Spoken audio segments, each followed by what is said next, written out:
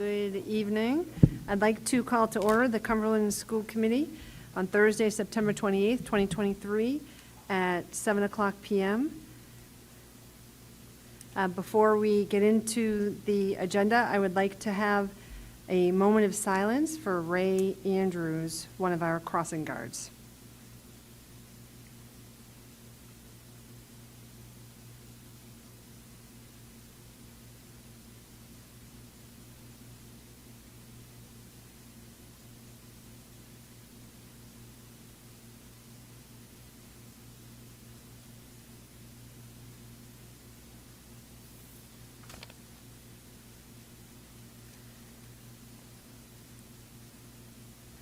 I would like to read an excerpt from the principal at Garvin School that was sent out to the community.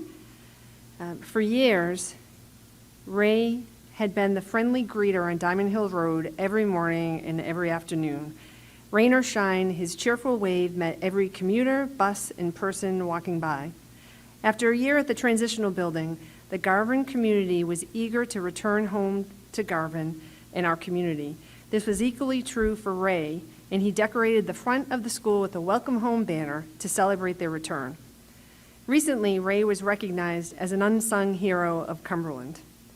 His absence will be felt across the entire community. He made a positive impact on our school and our neighborhood. To honor his life, Garvin celebrated with Ray's Kindness Day last Friday. Teachers and students were encouraged to wear Garvin apparel and promote random acts of kindness. A friendly wave in the hallway or a note of appreciation can go a long way in someone's day. In a few weeks, Garvin hopes to organize a walk to school day in Ray's honor. Details about the event will be shared soon. And the Ray Andrews Memorial Fund has been created through the Cumberland School Department. This was a request that Ray's family has made in lieu of flowers. Please keep Ray's family in your thoughts during this time and give everybody a friendly wave. Please rise for the Pledge of Allegiance.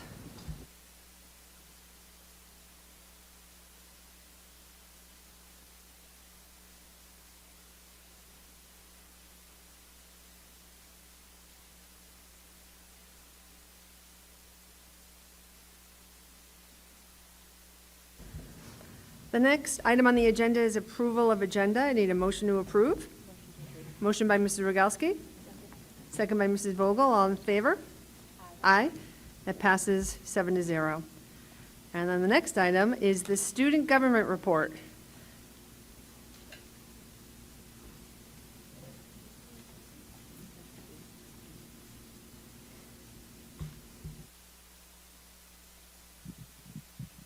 Good evening. My name is Maddie Estes, and I'm the president of student government. I'm here with Flynn Hollamander, who's the president of the freshman class. Thus far into the school year, we have been primarily focused on Spirit Week.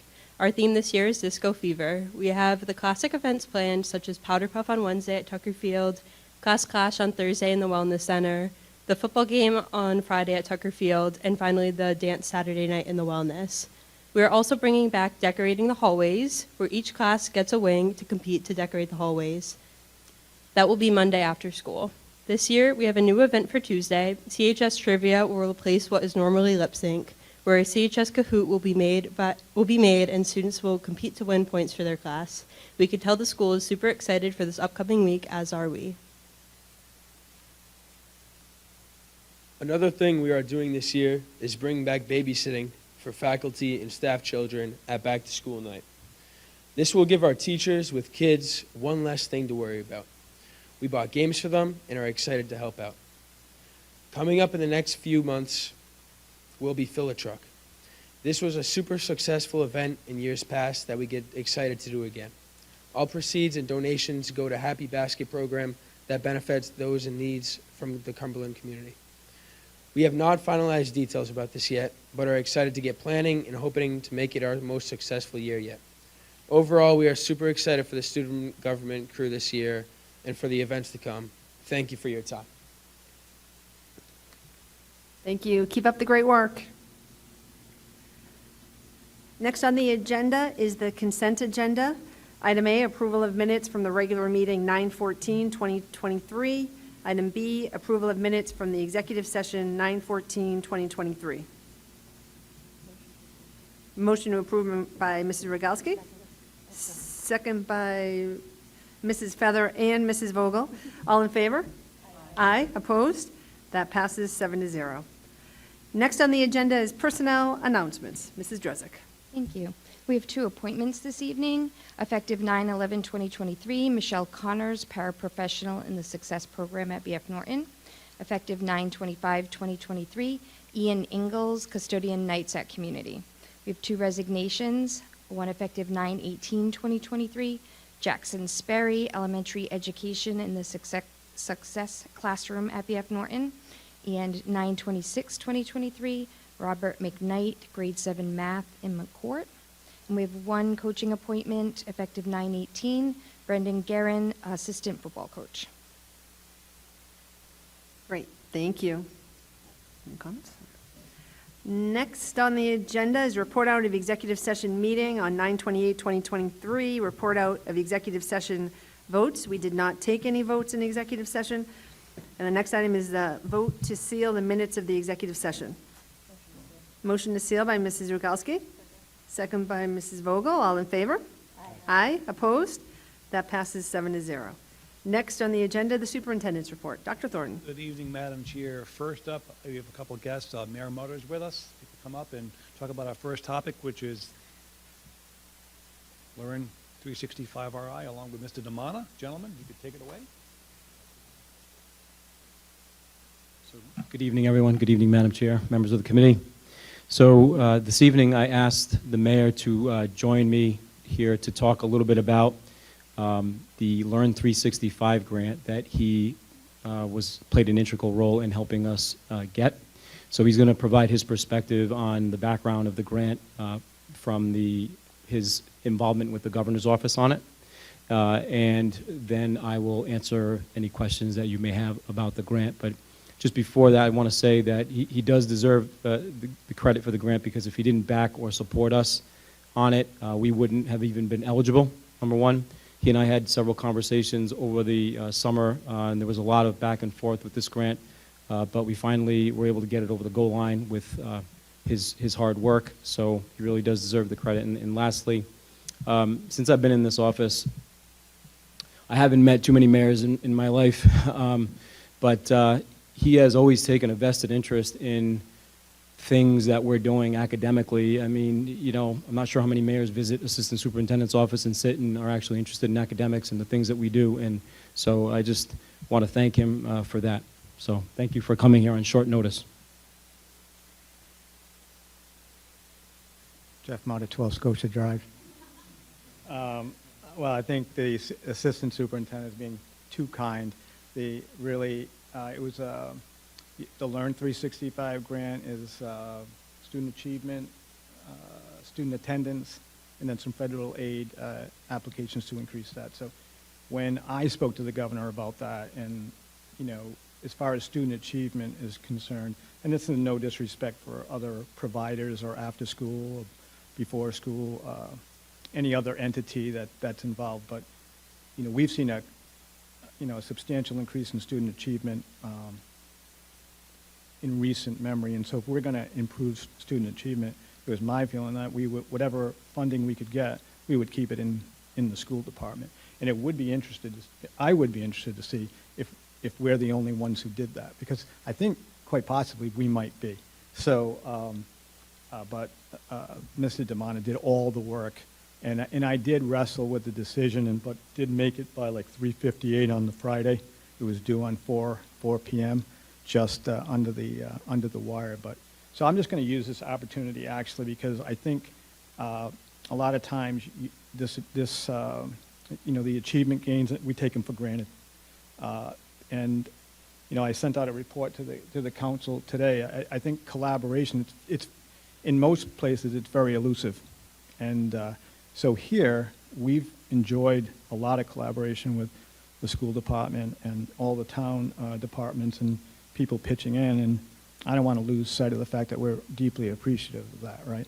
So so thank you for that, and we're grateful for all the gains that have been made. We look forward to some more, and so I just want to recognize the efforts of everyone in the school department, obviously the teachers, support staff, administration, and collaborative effort with the school department, and of course your attorney, Mr. Adams, who was vital.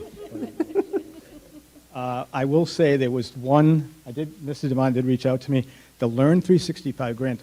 So there was an article today about Cranston. I don't want to get into all the nuts and bolts of it, but the Learn 365 grant was $4 million, and the most you could get was $400,000. Right? We did not get our full ask, which, we were a little disappointed that we didn't get the full amount, but they were in blocks of like 50,000, but the most you get was 400. So that article today about Cranston and $6 million for that's another pool of money that has been moved around, and to be able to access that, you do have to sign on to the Learn 365, but it's for capital improvements only. So the way that article read, it didn't make that differentiation, but I forget exactly what the assistant superintendent, what our ask was, but I think it was like 115 maybe, 120, and we settled on the 50, and we're appreciative of the 50. So I can answer any questions. Did they give us any feedback as to why we didn't get the full? Eligibility benchmarks based on town, and all I could read was that Cumberland was eligible for the 50, and that was it. No reasoning behind it. Yeah, I think that I was disappointed because I think that the goal of that program, the goal of any, the other parts of it but they're all aimed at students doing better, right? That's the ultimate goal, right? And this district has demonstrated that. And I felt that it had demonstrated enough to be fully funded for that grant. It didn't go that way, so. And I will say that Mr. DeMont walked me off the cliff because, I was less than thrilled, let's say that. But we're going to move forward, so. I don't know if you have any questions, or other than that, I'm going to turn it back to the people who do the work. Thank you, Mr. Mayor, and it's reciprocal, the appreciation between the school committee and the school department and the town council and the mayor's office. We appreciate all of you always making time and having your door open. I know Dr. Thornton spent a lot of time on that side of town, so thank you for being available. Madam Chair, just really quickly, there are 3 schools. You heard the mayor talk about the ask was $120,000. We wanted to include all of our schools with that money, but when we received the notice that it was only going to be $50,000, we took B.F. Norton, Garvin, and McCourt, and we wrote the grant for those 3 schools to service students and continue with the ESSA 3 programs that we were able to fund for them either before or after school. So there are very loose parameters. I've already met with the principals. B.F. Norton is launching the program at the beginning of November. Garvin also in November, and McCourt is aiming for October 9th. And it's basically 80 days worth. With that chunk of money, we could hire 2 teachers at every building, and they could loop it. It could be 6 teachers if they work in trimesters, different teachers looping in for 80 days. And that's a significant amount of time to have some after-school or before-school academic programs. The measure, one of the things that they did tell me for our grant, and I had to be explicit about it, though I thought I was that the measure that we have to use is RICAS. So for that, in terms of baseline for students and where they end up. Okay? Any questions? Any questions? Thank you very much. Thank you, gentlemen. Mike, next slide, please. Couple thoughts. As you know, last meeting you did vote and approve the Stage 2 submission to RISE. I want to let you know I will be talking to the various PTOs over the month of October about the upcoming referendum in November, just to kind of capture again what we're talking about for voters. There's a referendum not to exceed $52 million.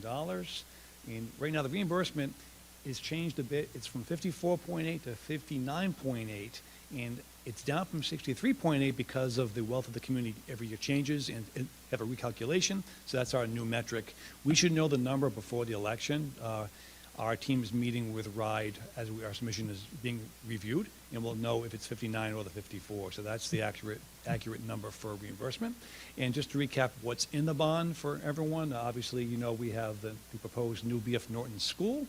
We have the high school roof replacement. You may know the roof is has 13 sections. Many of them have active leaks in them. And that's about $3.5 million for that piece, just to give you a number on that.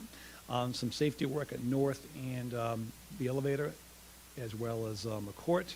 Playgrounds at Ashton, Cumberland Hill, and Garvin. That's in the bond. And also, as we mentioned last time, with cost escalations year over year, we would need some funding to complete Ashton, complete community, and also Garvin. So things just keep escalating. So altogether, that kind of encapsulates the 52. Mike? Once again, there's one picture of the outside of a proposed BF. Another one? And that's an aerial shot just for folks at home. The building would be on the ball field. We actually had a meeting this week with the town, very helpful group. It's a review team with police, fire, sewer, planners. Everyone's together talking about the plan, trying to make it better. So that happened this week as well. So thank you. Next up, flu clinic. As you know, it's that time of year. We have some dates for you. We have clinics on 10/10, 10/25, 11/15. They're all 4 to 7. If you do enroll, I am told you can get the combination COVID booster and flu shot. So you have to enroll online, but I'm told that is a possibility. So I just wanted you to have that information. Student enrollment, we are up over last year approximately 87 students. And Mr. Damana took my papers, so I'm just going to go from memory. So we're up 90 students in the elementary. We're up 23 at McCourt. I think North, we're holding about the same. High school's climbing up. They were 35 students less than last year a few weeks ago. Now they're 23 less than last year. So we're getting more enrollments at the high school as the year goes on. So overall, 87 students up. And also, we always talk about the resident average daily membership, the RADM. That's a calculation for state aid. That number is not 87. Right now, Tim McGrath checked, I believe it's 39. So that's a good number. Last year, we had 50 more RADM, and that equaled a sizable increase in state aid. Right now, we're at 39. And that's captured on October 1, Tim. So next week, we have our RADM number. So we'll hopefully see what that number is next week. Hopefully, it's 40, 41. So enrollment is going up, and that's a good thing. I would say, next slide, we are watching grade 2 still. You can see grade 2 is tight. You can see grade 2 closed, closed, closed, closed. So we have a couple spots left at North, and then we are pretty full in grade 2. We're holding the line right now on that. As you recall, we did add 6 jobs over the course of this past summer in elementary, right? 2 Ks, a 1, a 3.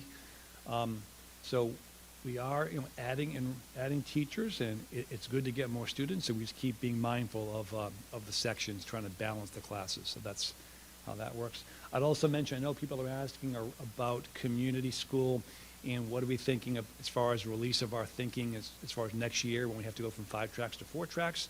I would tell you, I'll be meeting with Mr. Chandler and the team in the month of October to formulate an idea of what we think it could be. And after we have our initial thinking, I would ask the committee to give me a couple members as a subcommittee to look at our work. So that would be in October, and hopefully bring it to you maybe end of October, and then we can go from there, knowing that it's not active until the following year. So we have a whole year to kind of look at the process, see what we think. So approximately, I have to look at relocating around 140 students from community. So that's our homework for the month of October. Okay, next slide, Mike. You can keep going. This is just enrollment and construction. Let's go through it. First, Ashton Addition. We have the new ceilings going in there, much like you saw at Cumberland Hill and Garvin. The woodwork that goes in, that's happening. It's mostly happening outside right now. That's the new traffic pattern at Ashton. They put in what's called the binder or the first coat, and they made the cutout. Next slide. You can see that's the pathway. The buses can take a hard left, or the small buses can go straight for a small turn at the top of the key, and that's the new building. One more, Mike. The roof's being redone. The old roof is being replaced at Ashton now as we speak. Next slide. Also, we're rethinking the circle. The circle at Ashton is not what's called in the original scope. That means we're doing a renovation, right? we have X dollars. And just like your home, you always want to kind of make everything look nice. The question is what can fit in the budget, right? We also keep in mind, we have funds in our capital budget. So when we get cost overruns, I look at potentially tapping our capital. Here's one thing not in the original scope that I think has to go in. The curbing is gone on the circle at Ashton. It's just not there. And the flag is kind of tilted.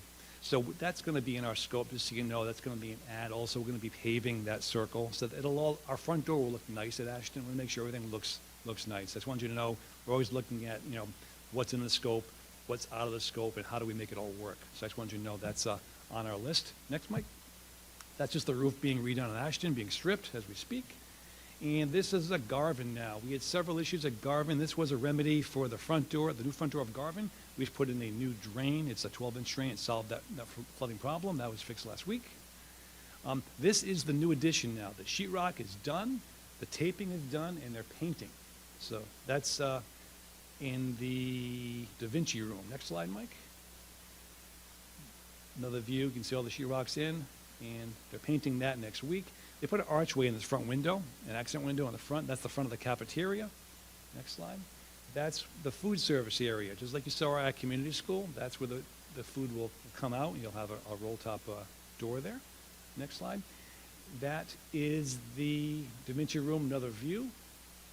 Next slide. That's the back room or the media center. So that's all painted already. So they're kind of painting as they go, sheetrocking, taping, ductwork, ceiling grid is in. Flooring going in next week in this room. So it's all moving along. The one challenge we have is we ordered something in August of 2022. We ordered the new electrical panel boxes. But as you know, with COVID, some things haven't come back. That's over a year we ordered that. It's still not in.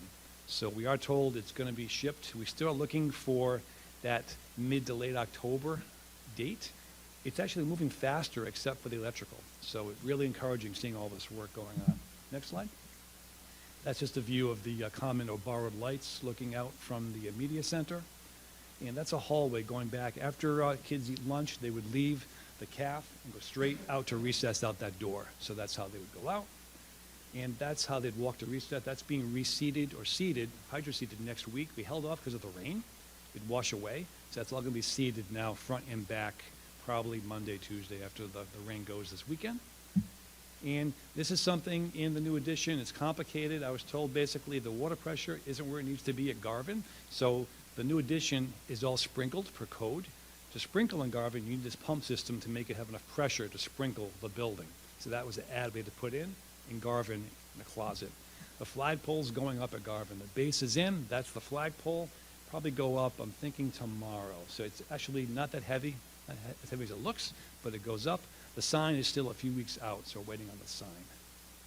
And that's it. Happy to answer any questions. Thank you. Thank you, Dr. Thornton. Next on the agenda is reports of standing committees, starting with the Fiscal Management Subcommittee update. Mr. Collins? Good evening. The Fiscal Management Subcommittee met this evening. We received a Sodexo food service report, a facilities report, and there are only 4 resolutions tonight. There are no payment of the bills. The only thing I actually asked the superintendent, one thing we did receive in Fiscal Management Subcommittee involves something I had asked for last meeting regarding student enrollment as it pertains to BVP. In the financial and enrollment numbers. We do have a chart here that is public, but I can tell you the latest, as of right now, the Cumberland's attendance at BVP is down 32 students, and it appears as though, as of right now, the projection right now, our savings so far is $375,716 in this. This was given to us earlier. It's in the drive. The other thing is, Mr. McGrath correctly and Dr. Thornton had pointed out, our savings would be more, but our enrollment's going down, but our cost per pupil goes up. So we're still saving money. We'd be saving far more. So regardless of how many students go there, we have to pay more per pupil. So the projection for this year is, this is the amount of money we're going to be paying BVP this year, projected. $219,203. Last year, it was $3.5 million, although our original projection was 3.8, I believe, from Mr. Prignano. So the numbers are going down, but we're still, and I just ask people to remember that when we come into budget season. So when we're crunching numbers, trying to save money, save jobs. BVP, an institution we have, nobody here has any oversight over, is getting over $3 million from us. And, you know, some people would argue that it's important that they have choice. Again, charter schools are never designed for suburbs like Cumberland, but at the same time, our RICAS scores grossly exceed them in every category. And we'll see what happens in the next month or so when our RICAS data comes out. So this is what's become a regular reminder, but this is financial, and this is available to the public, so. Mr. Collins, what's the total number of students now this year that are enrolled at BVP? 377. Oh, and I also want to say, we also have the Beacon Charter School. We only sent 13 to Beacon, but 377 fiscal year. Enrollment BVP, 377. Last year was 409. Thank you. Thanks for that. Okay, next is the Policy and Procedure Subcommittee update. Mr. Fiorello?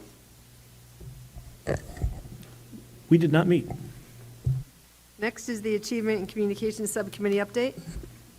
We also did not meet. And then the District Health and Wellness Subcommittee update? They did not meet. Okay.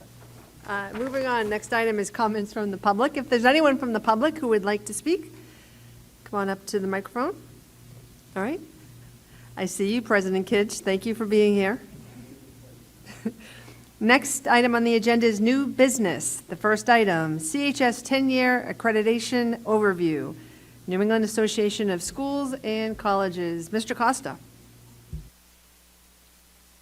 Thank you, Madam Chair, members of the school committee, for this opportunity to share with you some important information about Cumberland High School's accreditation.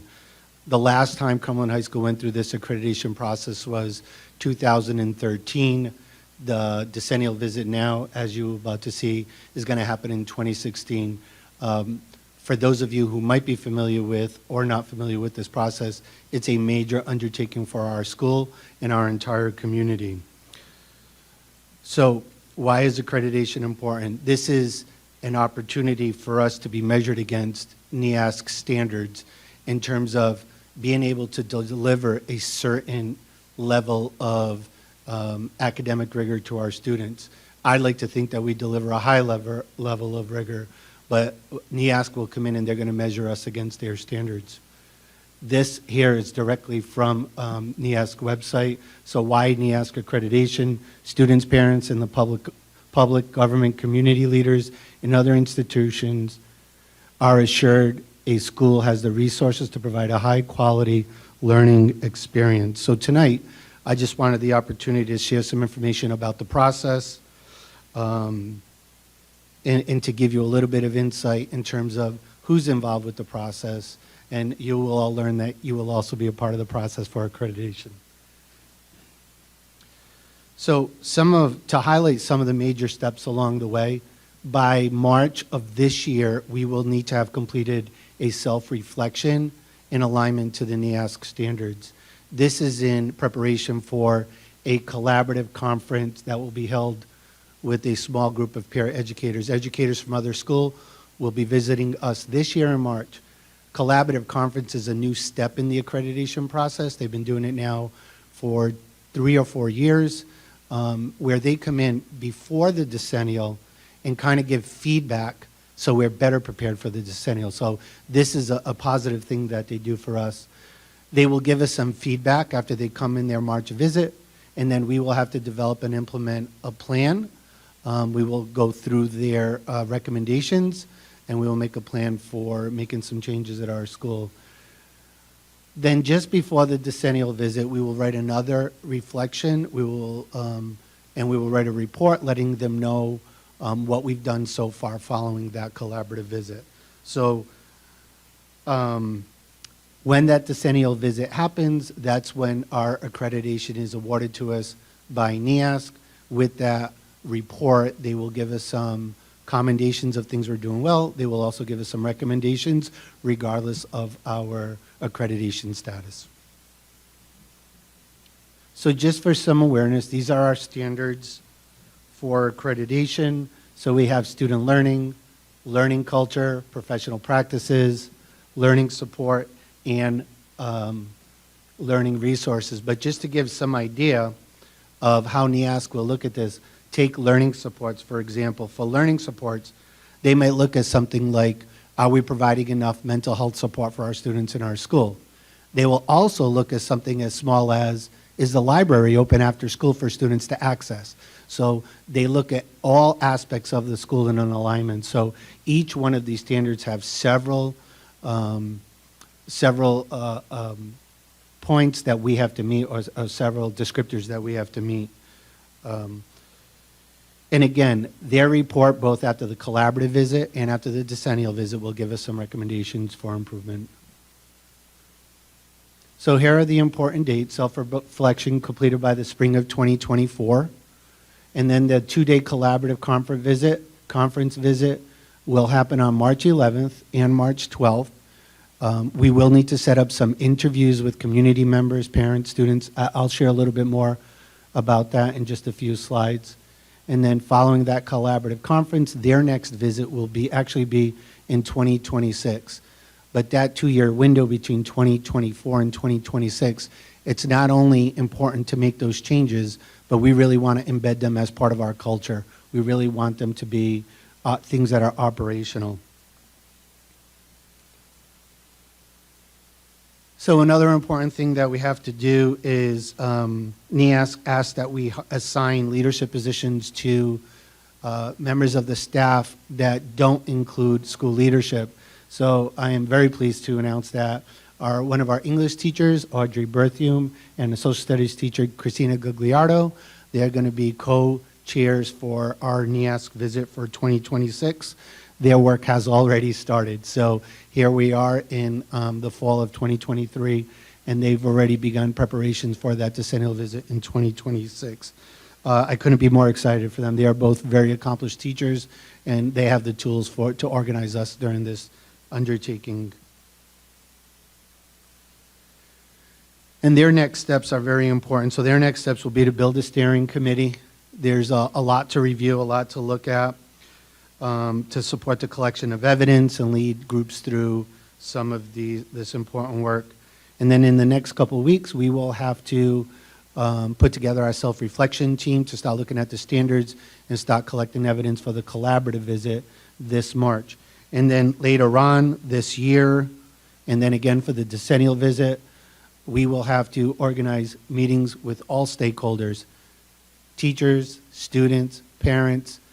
The mayor is listed as someone they are going to want to interview, and of course, school committee, central office administrators, and then there's a line in their guidance that says, and then there might be other people we request as well, so whatever that means. So for me, it's important that our community knows that there will be ample times for people to provide feedback in terms of how they think Cumberland High School is doing to serve our community. And I just felt it was important that early on I share this with you. Again, this is a major event for all high schools. Accreditation is a big deal. So thank you, and I'm more than happy to answer any questions you may have. Any questions? No, great. Thank you so much for giving us this overview. Really helpful. Of course. Thank you. And good luck. Okay, next item on the agenda, overview of the demographic study report 2023. Madam Chair, if we could table that, Cropper will be joining us virtually, but not tonight, but at upcoming meeting. All right, so we'll table that to the next meeting. Next, item C, discussion of 2023-24 school bus routes. Yes, Madam Chair, in your policy, I believe within 45 days, the committee does approve the bus routes. Tonight's just discussion only, no vote. I just want to share some thoughts with you, and you have a document in your drive. I won't read the whole thing, but I'll read parts of it, just to kind of give the folks at home a sense of where we are. Like any year, the first few weeks of school, I think, is a kind of an adjustment period as far as our routes and times and habits and all those things. Overall, I would characterize this year as another pretty good opening. We had basically 24 regular-sized buses, 10 minis, 80 bus runs a day in all. We have right now 3,665 students on the bus. We have 40 walkers now. We're going to get on the bus after the 25th of September. We try to get them on if we can. So 40 so far have said they'd like that, so we're doing that.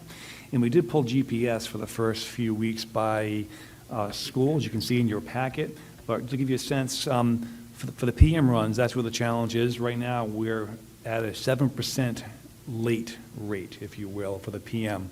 And that, in fact, is all kinds of things. And like today on Mendon Road, if you're on Mendon Road in the afternoon, that's something that happens. But overall, though, 7% to me can be improved, but it's not a bad place to start in September. So a little flavor for some of the buildings. The AM at Ashton is 100% on time. And by on time, I mean it's in the window from the school. So if you've seen this before, our bell schedule looks like this, right? So Ashton, for example, the window in the mornings, 9 to 9:15.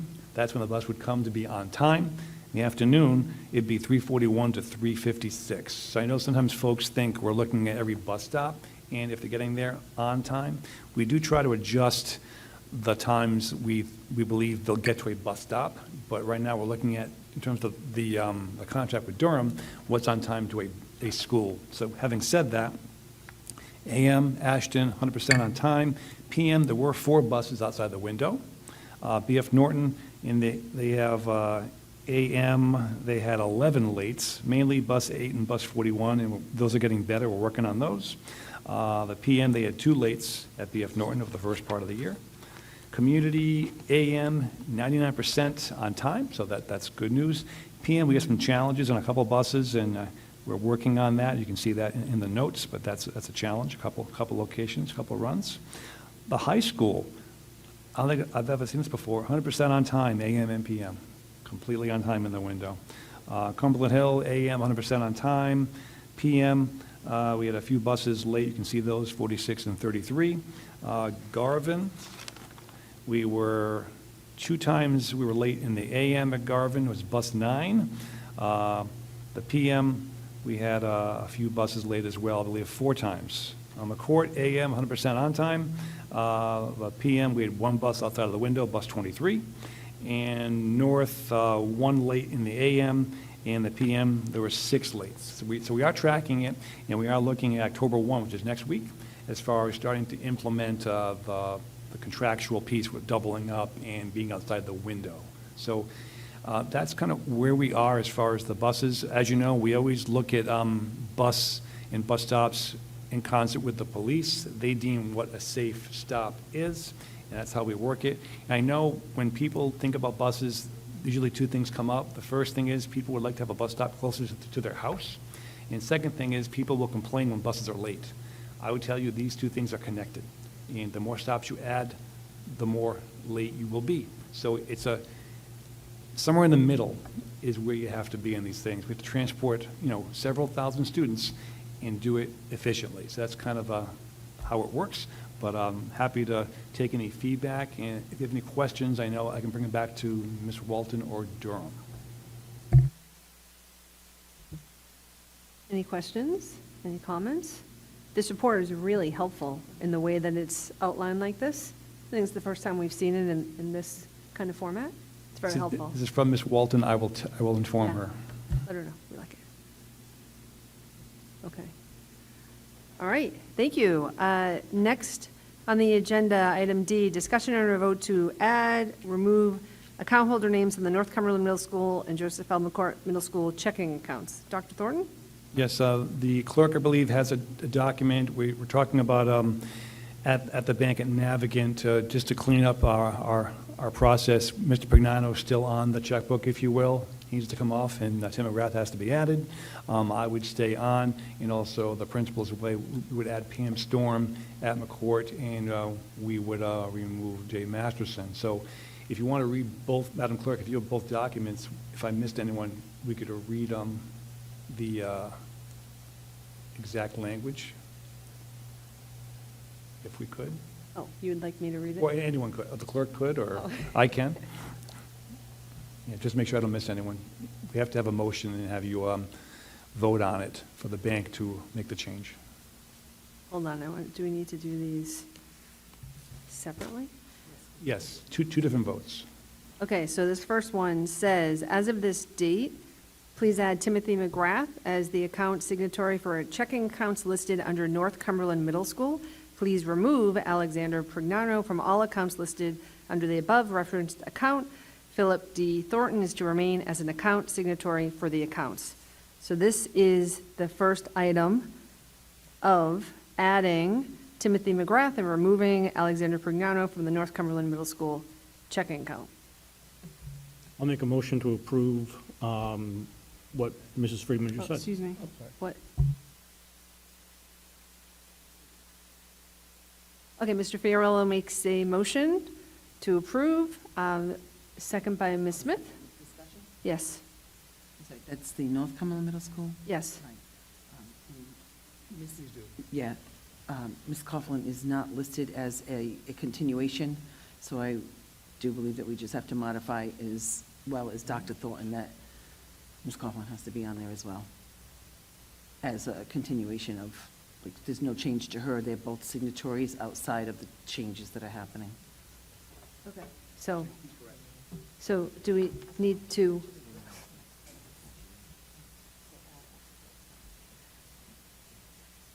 So do we So- have to redo this? No, I think, Mr. Adams? I don't know what it says. I hate to say that, so I have no idea what needs to be done or not.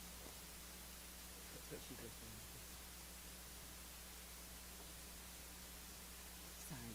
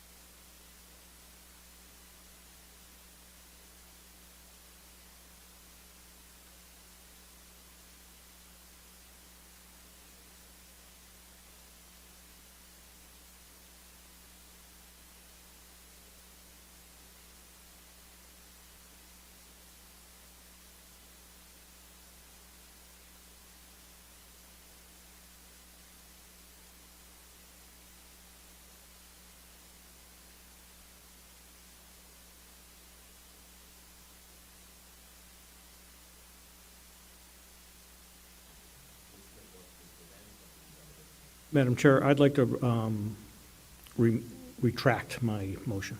Thank you. Okay, now I need a new motion, please. I guess I'll make a motion to amend to add Ms. Coughlin as a continued signatory, just as we have for Dr. Thornton on that. Okay, so Ms. Smith makes a motion to amend this letter to include Beth Coughlin to remain as an account signatory. Do we have a second? Second by Mr. Rogalski. Any discussion? All in favor? Aye. Opposed? That passes 7-0. I wrote on this, I hope that's okay. And now I need a motion to approve the amended motion. Mrs. Rogalski makes a motion to approve this amended motion, second by Mrs. Vogel. Any discussion? All in favor? Aye. Opposed? That passes 7-0. Now, the next item here, I think we're going to be okay. It says, as of this date, please add Timothy McGrath and Pamela Storm as the account signatories for checking accounts listed under Joseph L. McCourt Middle School. Please remove Jason Masterson and Alexander Prignano from all accounts listed under the above referenced account. Philip D. Thornton is to remain as an account signatory for the accounts. And we don't have anybody else remaining as an account signatory. Okay, so I need a motion to approve adding Timothy McGrath and Pamela Storm and removing Jason Masterson and Alexander Prignano. Motion to approve by Mrs. Rogalski, second by Mr. Fiorello for discussion. Do we have other accounts that we're going to have to do this with? The high school, the elementary schools? Yeah, Oh, some okay. banks have different processes for changing, and this is Navigant's. Okay, thank you. Mrs. Rogalski made the motion, Mr. Fiorello seconded it. All in favor? Aye. Opposed? That passes 7-0. Thank you. Get that out of here. Okay, the next item is a discussion and a vote to approve homeschool instruction requests. But I don't think we had any in the drive, Dr. Thornton, did we? There were. Madam Chair, I'll make a motion to approve the homeschool instruction request.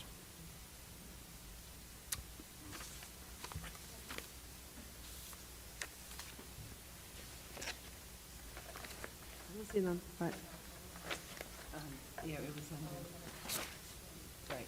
oh, okay, all right, got it. Okay, so Dr. Collins, Mr. Collins makes a motion to approve the homeschool instruction request for the 2023-2024 school year. Mrs. Feather seconds it. Any discussion? All in favor? Aye. Opposed? That passes 7-0. Thank you. Discussion and a vote to approve resolutions. Mr. Collins. Yes, we have 4 resolutions, SCPI-09-2023-140 through 143. All 4 resolutions passed Fiscal Management Subcommittee 3-0, and I move passage to the full committee. Mr. Collins makes a motion to approve resolutions SCPR 09-2023-140 through SCPR 09-2023-143. Do we have a second? Second by Mr. Rogalski. Any discussion? All in favor? Aye. Opposed? That passes 7-0. Next item on the agenda is discussion and a vote to approve payment of bills, but I believe we do not have them. There were no bills this evening. I'm All sure there'll right. be next time. Thank you, Mr. Collins. I went up. Next item on the agenda is school committee comments, school liaison reports. Any comments from the school committee? Okey dokey. Next item is a vote to go into executive session. Dr. Thornton? All set. No exec session. Next item is adjournment. I need a motion to adjourn. Motion by Mr. Rogalski. Second by Mrs. Feather. All in favor? Aye. Opposed? We are adjourned at 7:46 PM.